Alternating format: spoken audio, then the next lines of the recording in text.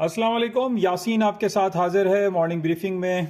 Daily basis पे आपसे मुलाकात होती है और जो भी इम्पोर्टेंट खबरें होती हैं वो आपके साथ शेयर करने की कोशिश की जाती है, जिसका बिल वास्ता या बिला वास्ता आपके पोर्टफोलियो पर, स्टॉक मार्केट पर, करेंसी, गोल्ड, सिल्वर और क्रूड ऑयल और एनर्जी सेक्टर के भाव में उसका इम्पैक्ट पड़ता है।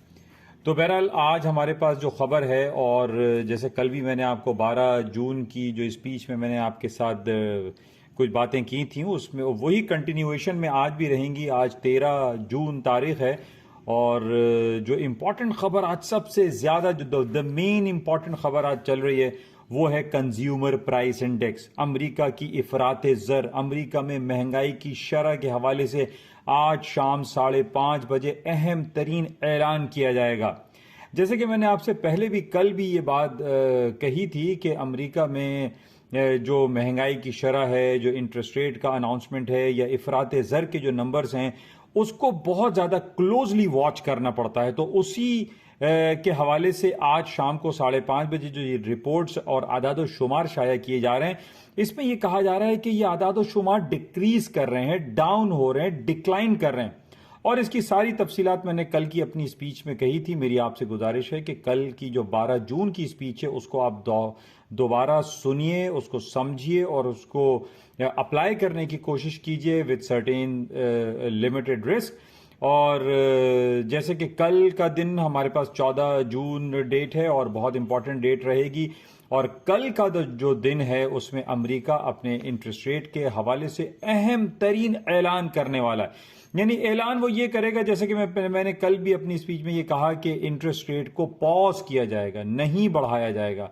और इस पॉज को और नहीं बढ़ाने के हवाले से कल मैंने आपको बड़ा तफसीली ये जिक्र किया था कि अमेरिका की स्टॉक मार्केटों में तेजी आ जाएगी, अमेरिका में सोने, चांदी, करेंसी की बाजारों में तेजी के इम्कानात मौजूद रहेंगे।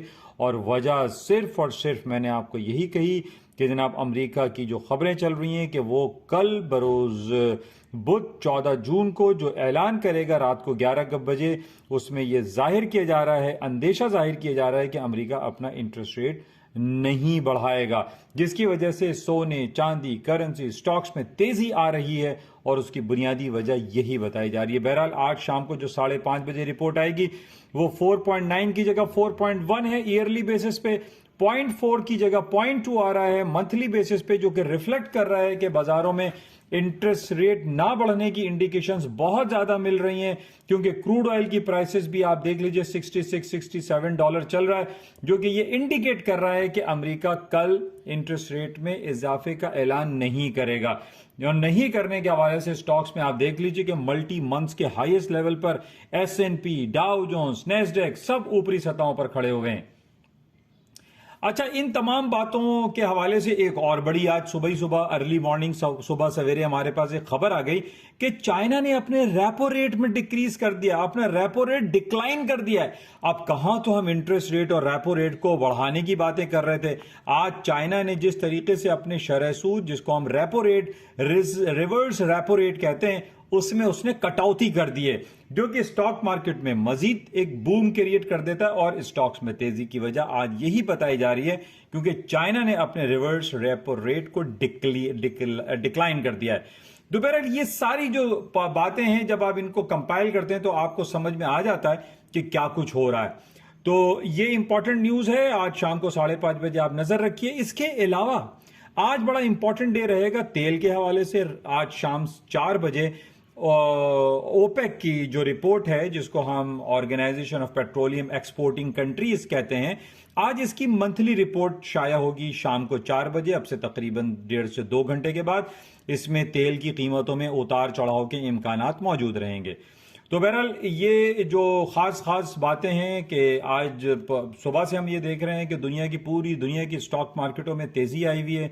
और जो इंटरेस्ट रेट के हवाले से जो बातें चल रही हैं, कल बरोज बुध 14 जून को इस हवाले से बाजारों में तेजी के इम्कानात मजीद दिखाई दे रहे हैं।